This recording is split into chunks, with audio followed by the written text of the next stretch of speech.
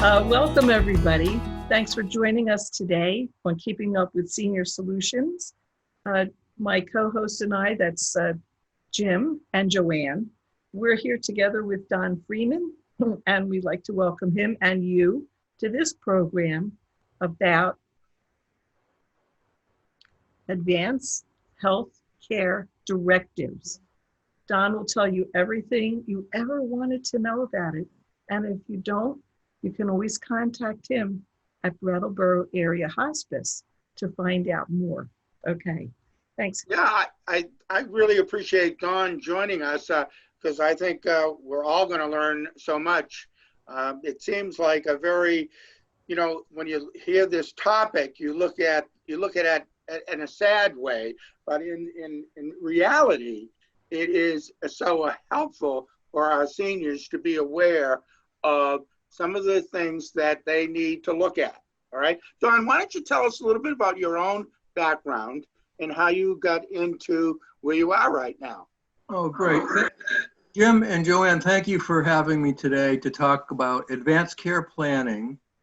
And the goal of advanced care planning is to complete an advanced directive, which is a written statement of what your healthcare wishes would be if you weren't able to speak for yourself. And given that, Jim, my background, when I was 21 years old, my dad was diagnosed with pancreatic cancer. And this was back in 1973. And no one had ever spoken about what his wishes were. And he was diagnosed with a terminal illness. And all of us we weren't able to really talk about what my dad wanted. And the medical team, in their wisdom, did everything for my dad so that he spent the last 6 weeks of his life in the hospital getting a massive different kinds of experimental treatments for this pancreatic cancer. And then he ultimately died.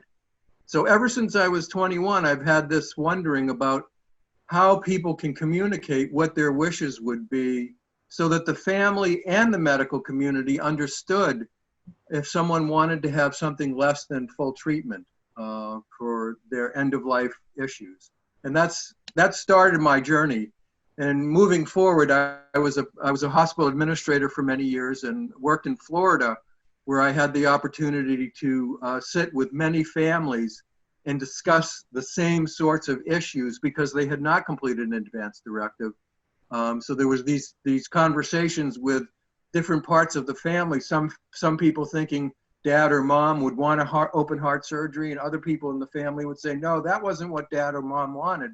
Right. And so when I had the opportunity to retire from active work, the opportunity to work at Taking Steps Brattleboro at Brattleboro Area Hospice, being the program coordinator for this program, it spoke to me.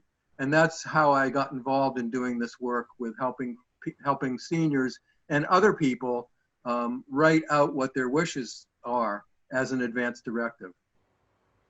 Very, very interesting. Very interesting. It's amazing what our own personal stories motivates us where we are right now.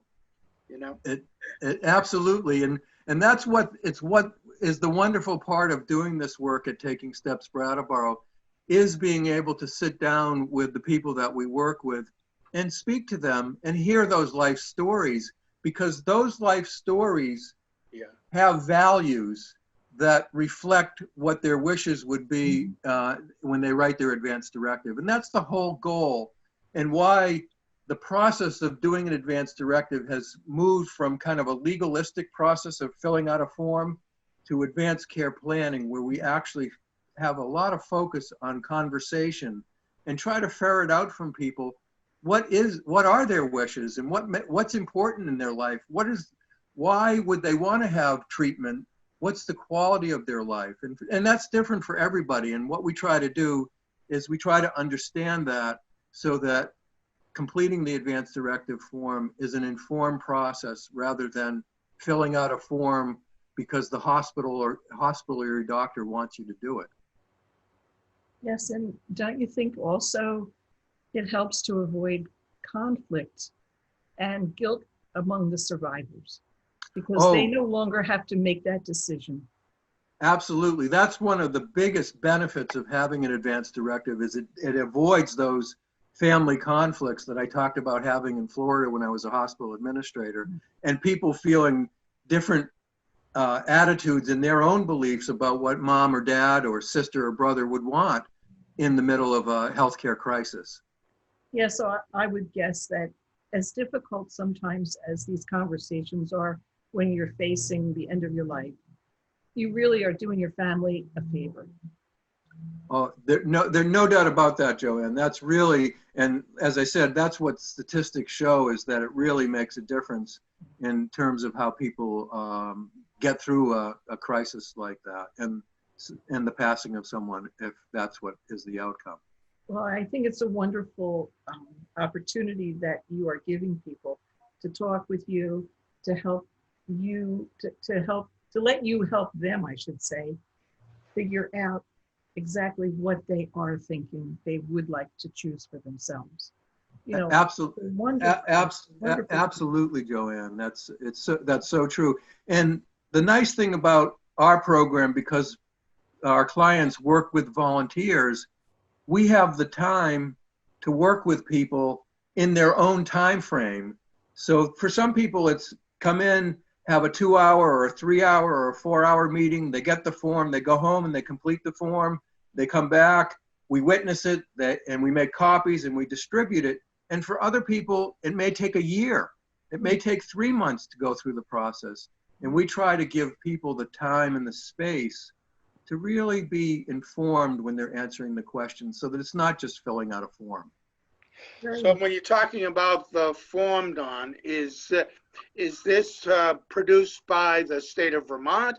Is the form a universal form so that wherever you are, if you are filling it out in Vermont, it's good in Massachusetts if you decided to move there? Are they state forms? Are they federal forms? Or could you explain that? Absolutely. That's a great question. And one of the big confusions around advanced care planning, advanced directives, is because each of the states in this United States develop their own rules and regulations about advanced care planning and an advanced directive. For example, in Massachusetts, people have a living will and they have a healthcare proxy. In Vermont, you have an advanced directive and you have a healthcare agent. So that creates a lot of confusion for people. And because we live in Vermont and a lot of people come from other states in Vermont to Vermont, we have different terms that people are familiar with. But in Vermont, by Vermont state statute, we have advanced directives and we have the advanced care planning, and folks the person that you name to speak on your behalf is called your healthcare agent. So and many, because each state has their own rules, some states will accept an out-of-state advanced directive. Fortunately, in Vermont, New Hampshire, Massachusetts, those advanced directives are accepted in other states. But it can be a problem, and it's always important to know that you should keep your advanced directive, your original of your advanced directive, and if you do travel, to make sure that you bring it in case of an emergency where you might not be able to speak for yourself. Yeah, that's a good point, because many of us travel quite a bit. And how many people have medical emergencies while they're away from home? So that is important. That's one of the things they should pack. Absolutely. And one of the advantages of being a resident of Vermont is the state of Vermont pays the registration fee to what's called the Vermont Advanced Directive Registry. And that's an online service actually based in New Jersey, where let's say you were traveling another state and you were in a situation where you were taken unconscious to an emergency room. That emergency room staff could go onto the Vermont Advanced Directive Registry and find your advanced directive. Unfortunately, other states aren't paying the fee for people. Vermont and the state of Washington are the only two states that actually pay that fee. And it's exactly for the reason that you suggested, Joanne. If something were to happen, and you can't speak for yourself, they can find that emergency contact information, find out what your advance directive is, and hopefully honor the wishes that you have stated in your advance directive. That's great. Jim, don't you think that's great? I think it's amazing. You're lucky we're in Vermont. Hey, it's the best state in the union, okay? Absolutely. Yeah, question I have is, when should one start to plan like you're talking about? Do they do that when they're perfectly healthy? Do they do it when they're young? Do they do at a specific age? When should you start really planning as an individual? My belief is anyone over the age of 18 should have an advance directive. And to answer your previous question about the forms in this state, in Vermont, we have 3 different forms, or actually 4 different forms that people can fill out. There's one that's called an agent form. It's a 2-page form, and anybody from about the age of 18 to about 40 should have named somebody that can speak for themselves and then write a 1-sentence, 2-sentence explanation of what their general wishes are for healthcare treatment.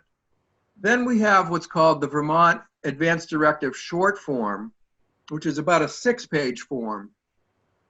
And anybody from about the age of 40 to 45 to about 70, 75 should use that form. And that's a form where you name somebody to speak for yourself if you can't speak for yourself, an agent. And you also, there's several questions about what your wishes would be for a medical treatment, for example, what your burial wishes would be, whether you're an organ donor or not, what you would like to, who would you like to have, be able to have the hospital speak to in case of a medical situation. It's much more detailed. And for most people over the age of 45, that's the form that people use. And then there's what's called the Vermont Advance Directive long form, which is about 24 pages, and that goes into a lot more detail. And it also has questions if someone might have a psychiatric past, a psychiatric mental health past. It asks some specific questions about that. And so to answer your question, Jim, my view of advanced care planning is that it's almost a lifelong process that might change at different points in your life, depending upon what your medical situation is at different points in your life. So we see it as, it's not something you do one time and put away and hope you never need to use it. It's something that hopefully you can revisit over time. And again, one of the other advantages of having it registered with the Vermont Advance Directive Registry is every year they'll send you a letter asking you if anything's changed on your form or anything has changed in the types of the questions that you'd like to answer on the Advance Directive form. So to my view is it's an ongoing life process. Yep. Very good. Thank you. You're welcome. Great. Are there any other terms and definitions that we need to be aware of while we're going through all this? Yeah, yes, there's some other terms. You may have also heard about a durable power of attorney for medical affairs. That's the same as having an agent in Vermont. Like I said, healthcare proxy, that's the same as having an agent. A living will, that's the same as an advance directive. You might also know the term a hospitalist. The way most healthcare is delivered in a hospital today, if you're admitted to the hospital, is you're not going to be being treated by your primary care doctor, your PCP. You're going to be admitted to the hospital and be under the care of what's called a hospital-based physician, a hospitalist.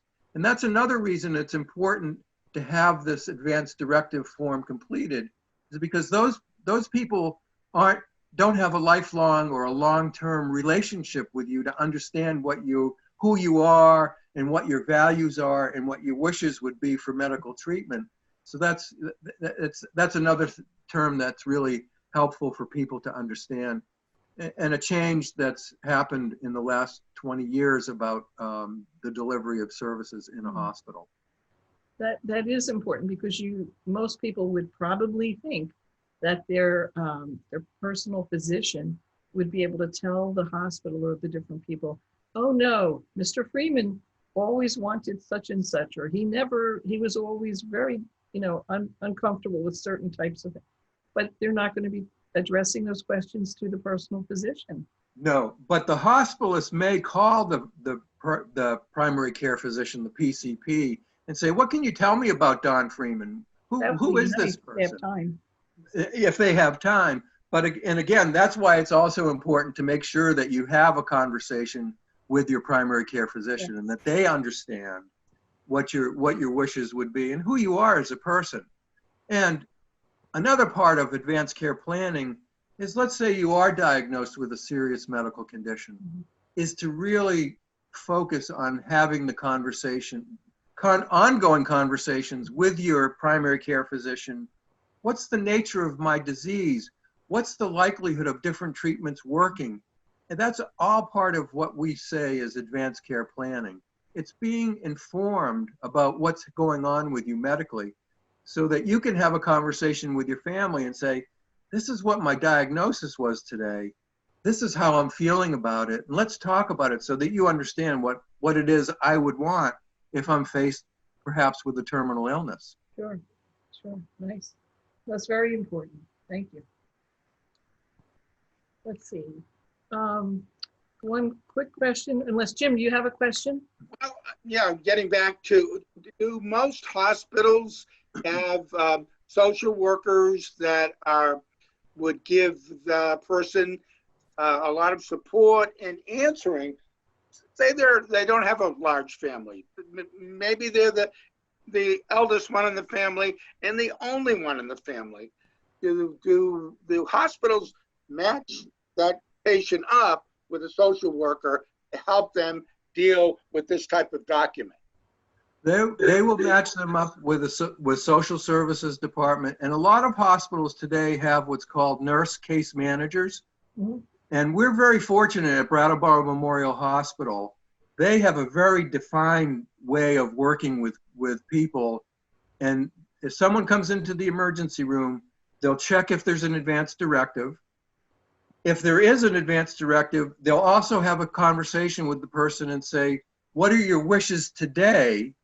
And if there's any conflict with the advance directive, they'll make sure that all the documents line up so that everyone understands what's the current wishes of that person. And then they'll make sure that that's in place.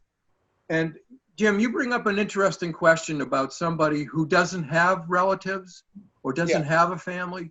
Right. It almost becomes more important to have an Yes. advance directive, even if you haven't named an agent, so that there's a document that the medical team can look at that says, this is what Don Freeman, who doesn't have any survivors, who hasn't named an agent, this is what he wants or would want in case he couldn't speak for himself. The other wonderful characteristic of advance directives is it's not written in concrete. Things change. We hear about new procedures. We hear about new treatments. And even during a treatment and being in a hospital, things can change, and you can say, yes, that was what my advance directive was 2 years ago, but today this is what I want. So people often feel like, oh, if I've written it down, this is what everybody has to follow. But we all know with medical care and illness, so many factors come into place during the treatment that maybe some new information would be helpful to the patient making a decision, or their agent making the decision on their behalf. I just thought of a terrible question. There are no terrible questions. Like, thinking about these things, what if in your advanced healthcare directive, you have called out for specific treatments that you do want in certain situations, and then they find out that your insurance will not allow it, but too late for you because you're unconscious? What happens? Well, in most cases, if someone's a senior, Medicare is one of the best insurances to have, and it's not likely that in a life-threatening situation that they're going to deny treatment. Okay. So that's one benefit. And I think the benefit, also what is available in a hospital setting is the ethics committee. And a situation like that could go to the ethics committee. And if the ethics committee thought that a treatment was a valid treatment and something that the patient wanted, they could make a decision. I haven't heard of those kinds of situations. Yeah, I'm sorry. It just No, it's a great question. Yeah. But again, that's I think one of the benefits of having a Medicare insurance. Good to know. Good to know. Yeah. It's done. Jim, what do you have up your sleeve? Well, I got involved with hospice as the principal of Mascoma. During my 15-year period there, we had 2 deaths by severe illnesses among students, separate times, 5 years apart, okay? And they were very popular students. They were into everything. And we had hospice come in, and when those students passed away, and help our faculty, our student body get through the grief. I don't think we could have ever done it alone.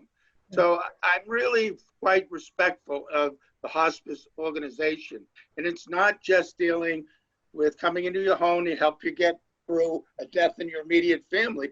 Look what Don's doing. Look at, they provide a school. I think it's an amazing organization. Well, thank you. And going back to one of your first questions, Joann, other terms to know about.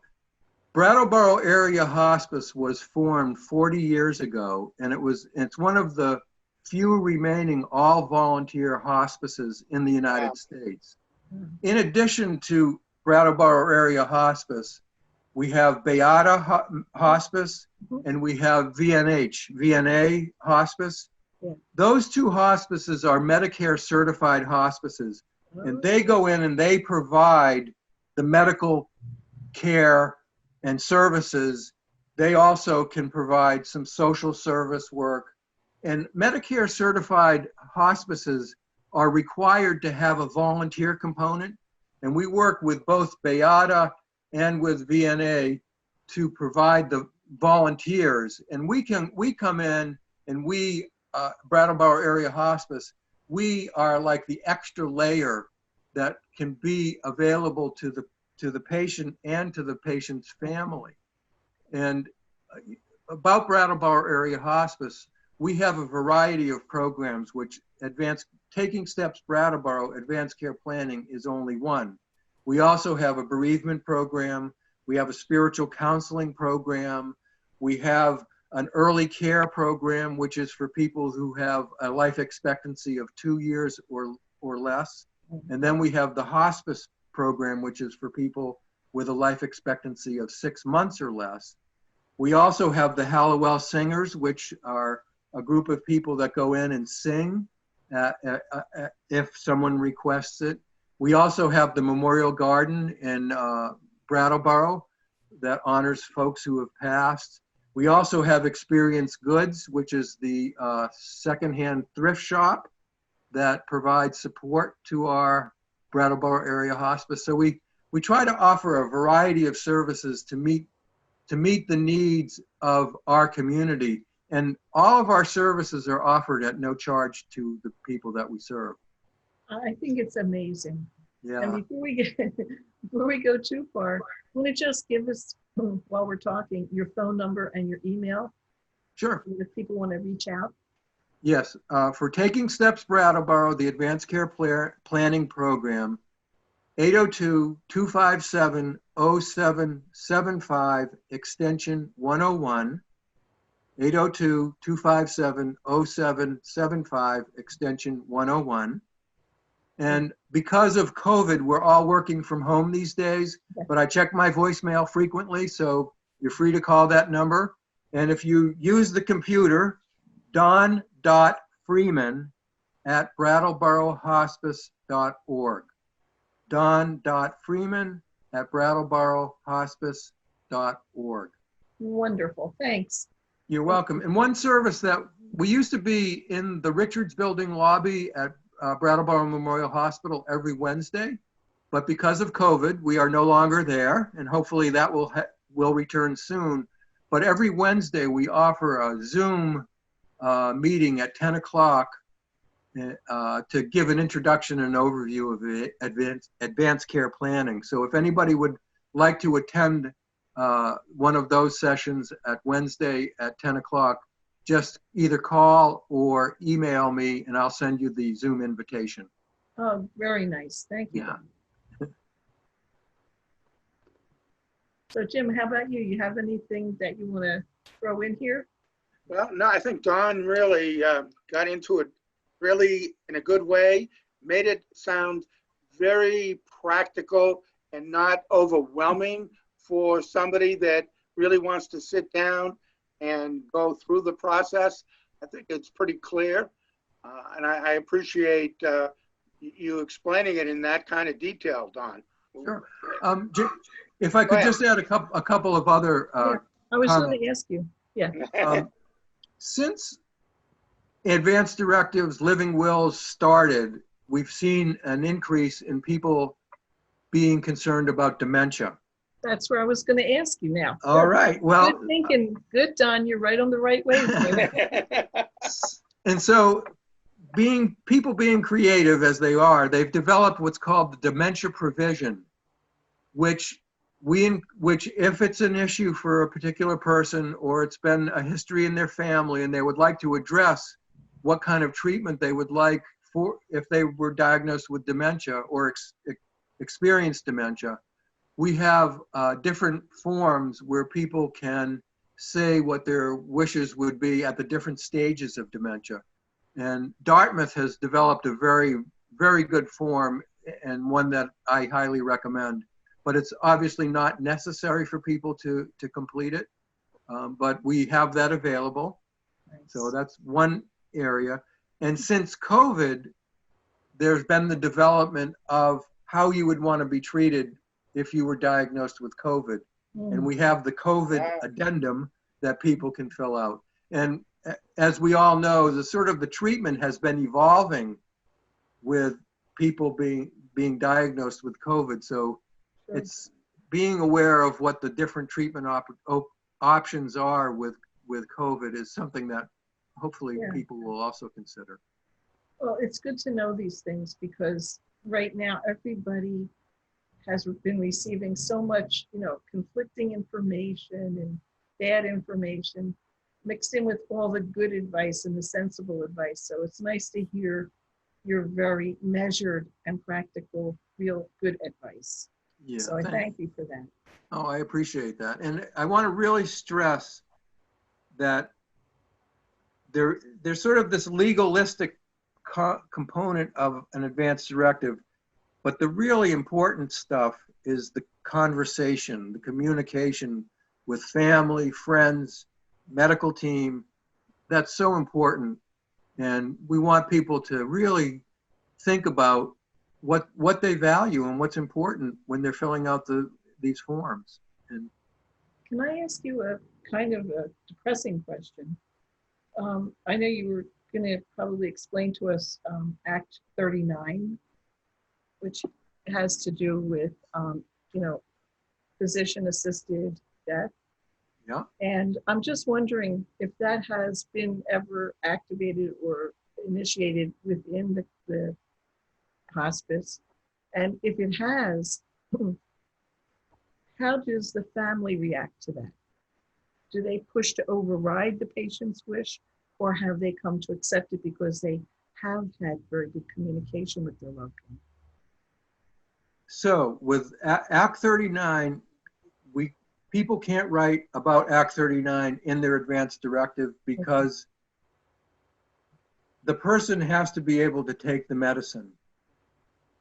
Okay. If they've gone through Act 39. Okay. So and an advance directive only comes into play if you aren't able to speak for yourself. So that's the distinction of why we don't do it in advance directive and advanced care planning. We do provide information to people about Act 39 for the very questions that you're asking about, Joann. And I have not experienced it personally, but my understanding of the process is it's a very involved process. I can imagine. You know, you have to get two doctors to agree that your life is expected to end in a certain period of time.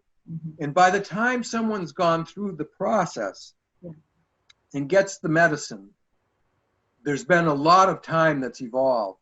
And they're probably And there's been a lot of, hopefully, conversation with family and medical team about your choice to have Act 39, that it doesn't get overridden by a family member. But again, it's another one of those processes that you really, hopefully, take the time to talk about with your family members. Sure. And one of the factors that people choose Act 39, a lot of cases don't end up where the people are taking the medicine. They like having it because it's control. The option, they have that option in their hands. Exactly. Yeah, gotcha. Exactly. Very interesting. Thank you. Yeah, the whole topic. And to answer your other question, we do have volunteers through the hospice program of Brattleboro Area Hospice that are experienced with with people doing Act 39. Well, thank you. I think it's really valuable that we're even having this conversation. Yeah, it's an important issue, and in the state of the Act 39 is 7 years old in Vermont now. It just celebrated. They just celebrated their 7th anniversary, so it's an important issue. Let's hope it doesn't have to be celebrated too many times. Exactly. Don, if somebody wanted to look at the Advanced Healthcare Directive, the form, can they go online and look at that? Yes. There are a couple of different ways that someone can access it. They can go to www.brattleborohospice.org, and there's a link to www.vermontethicsnetwork.org. And Vermont Ethics Network, which is known as VEN, shorthand, has all of the state forms for people living in Vermont. And they also have where you can click on and find the forms for other states. Yeah, I thought so, because I went on the site and I found some of the states in the South had very different wording than the Vermont form. Yes, there are, as you can imagine, 50 different flavors. And more. Yes. There's a couple of different organizations that the Conversation Project, Respecting Choices, 5 Wishes, they all have developed their same forms. We also in Vermont, the Catholic Church has developed the Vermont Catholic Advanced Directive. So if someone wants to have that, that's a form that's legally accepted. We also nationally have the Veterans Form, which is a very, very good form that is also obviously universally accepted. And that's also available. Ooh, that's very interesting that there are all these different forms, because you're right. Cultural differences, religious differences could all be reflected within the form to allow for the types of choices that these belief systems and so forth would certainly agree with. Oh, that's absolutely. And that's what's so important, why, people should do this work, is because it encompasses the more information that the medical team and your family and your agent knows about you, the better. Yeah. And we really encourage people to write as much as they feel comfortable about different medical treatments, about their philosophies, to get it down there so that the medical team has a real understanding of who this person is and what their values and wishes are. Can I throw one thing in? Well, always thinking about, who you pick as an agent. Is it true that you don't necessarily want to pick the person who loves you the most, but the person who you trust to follow your wishes? Joann, I'm going to hire you to be a volunteer with our program. That's making the choice about who you want to be your healthcare agent is really, really important. Right. Because of what you just said. And they've done studies, and unfortunately, children have the hardest time honoring parents' wishes. But it can also be a spouse. A spouse or a life partner can have a tough time separating their feelings of not wanting to lose the person for what the person's wishes might be in the event of a medical situation where end of life might be an outcome. So it's really critical. And that, again, is why it's important to have the conversation with whoever you choose as your agent, that they can step up to the plate and perform that role. It's a tough position for an agent. It's very hard. I mean, in the old days, before there was such a thing as an advanced healthcare directive, it always seemed that when family members would be gathered around the hospital bed or whatever, and the person's just about, on their last leg, it would always be, it's not a joke, but kind of, that people would say, who tripped over the cord that pulled the plug? Because nobody would ever want to be responsible. And, it is tough for families. It's tough if you really love somebody, you're so tempted not to let that health care, extra help be applied. You want them, you don't want to pull the plug. So if the person says, no, I don't want any extra oxygen, food, I don't want all that, you just feel like you can't be the one to take it away. Yeah. So it's a tough call, but at least you need to have somebody there who loves you enough to do what you want, but not so much that those feelings override your wishes. Exactly. It's hard. It's very hard. Another point that this conversation brings up is, when does an advanced directive take effect? Yes.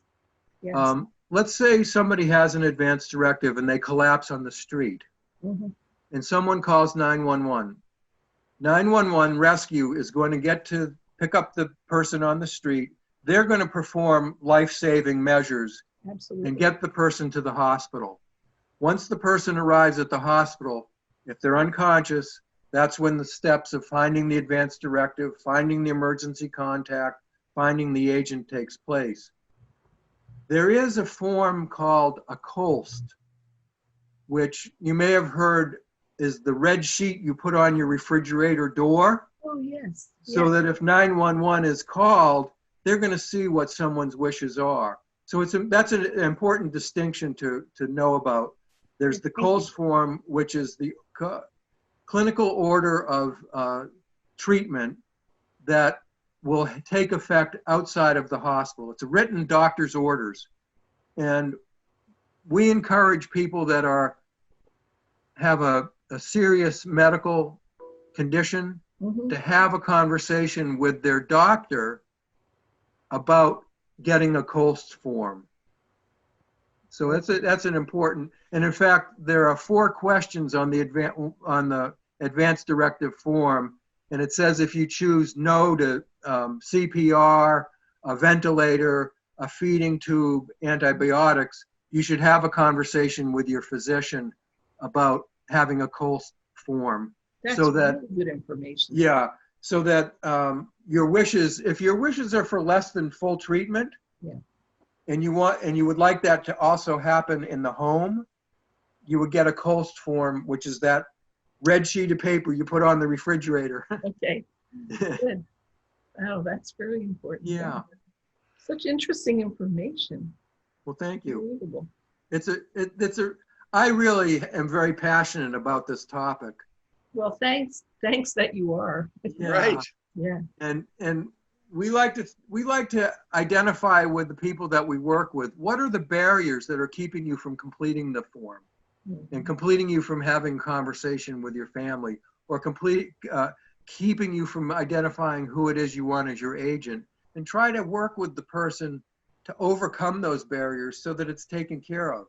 And most people, once they've gone through the process, they sort of feel a sense of relief. It's like this other adult thing that we should do as part of life planning. Kind of like exercising. Yeah, Exactly. And for some people, it's a real challenge to get to. We often hear, oh, I've had that form for a couple of years and it's on my desk and I'm going to get to it. And then life gets in the way. Sure. Sure it does. And it's also the inability to want to face the fact of your own mortality. For some people, absolutely. And that's so many things. And that's what I think a challenge is for all of us that are doing this kind of work. Such good work, such good work. Right. Thanks. Well, I can't think of anything else. Jim, can you possibly? No, the only question I had that just came into my head, what if I'm in a foreign country? Do foreign countries respect that document if I bring it with me? Developed countries, if you have it with you, will. Right. But it's not anything universal, and it's not anything guaranteed. Okay, that's what I thought. Yeah, it's a good thing to think about, though. Yeah, absolutely. And if I could make one more comment, because I'm also a volunteer with Senior Solutions in the SHIP program. That's right. Yes. Let's talk about it for a minute. Although Patty's going to be on the next show. Okay. But yes, please do. So we are now scheduling Zoom introductions to Medicare for people that are just becoming eligible for Medicare, which for most people is at 65, or in the case of disability, earlier. We offer sessions to kind of give an overview of what Medicare is all about. So I do that work with Patty, and she'll obviously talk about it more. I'm really glad that you helped Patty, because she gets so busy during open enrollment, particularly. So we want to have her on in the September BC TV show, because that'll kind of like prime people to start thinking about it and call her before they have to make those decisions. Absolutely. Right. Thank you so much, Don. And just as a reminder, the telephone number for the helpline, Senior Solutions helpline, is 802-885-2669. Gold star.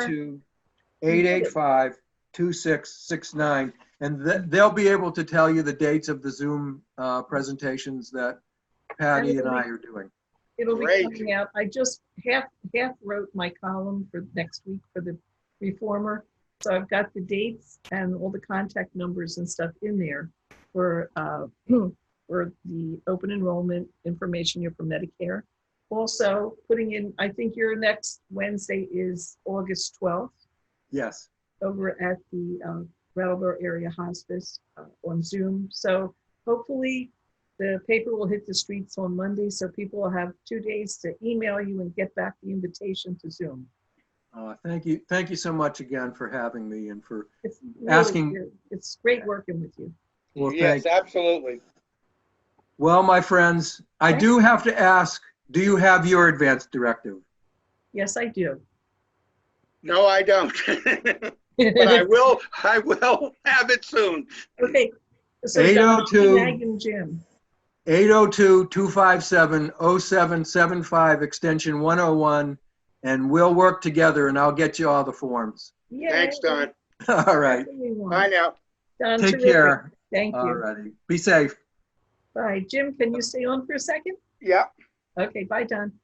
Nice meeting you, Jim. You too. I never had to go to the principal's office. Oh, yeah, I bet. Bye-bye. We'll talk about that on another show.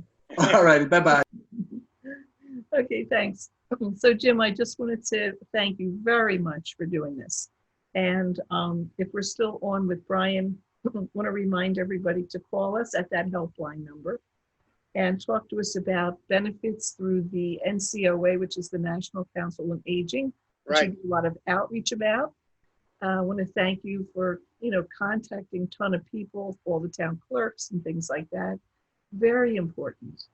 And also to let people know that they can call our helpline for Three Squares Vermont. And Right. the new free SNAP program that's coming out, it's a little different. I don't know all the details, so I can't talk about it. But definitely know that call our helpline 802-885-2669, and one of our helpline operators and possibly case managers will be able to contact you and talk to you personally. Absolutely. Right, Jim? So we're all Absolutely. here to help you people out there. You are the people that we love, and anybody over 60, come to Senior Solutions by phone, email, whatever. And, we just want to help because help is available. Right. All you have to do is ask. Right. And even our volunteers with some of our companion programs, they may not be able to see people going into their homes, etc., but they are in touch a lot over the phone or virtually, or sometimes they can arrange a meeting outside and follow social distancing. That's right. Our volunteer programs have been so creative. They will figure out a way. It's our job to figure out how to help you. Your job is to call us and ask. Absolutely. Jim, it's been delightful. Thanks. Yes, you too. I want to do this every day with you. Would be worn down, I'll tell you. No. Nice Okay, to see you. everybody out there. All right. Signing off. Bye-bye. Signing off. Goodbye.